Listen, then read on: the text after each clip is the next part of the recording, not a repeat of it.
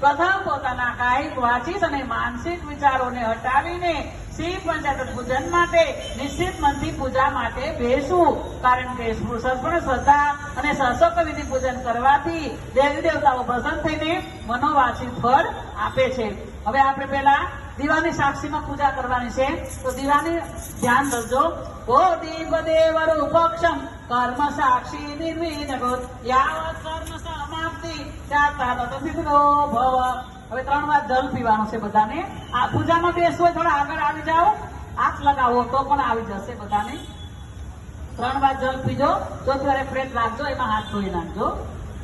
ઓમ કેશવાય નમઃ સ્વાહા, ઓમ નારાયણ નમઃ સ્વાહા, ઓમ માધવાય નમઃ સ્વાહા, ગોવિંદાય નમઃ ઇતિ અક્ષર પ્રક્ષાલનમ। 4થી વાર હાથ ધોઈ નાખો। હવે બધા બહેનો પૂજામાં ધ્યાન આપજો। બધાને ઓમ નમો ભગવતે મહારુદ્રાય 11 વાર બોલવાનું છે બધાને।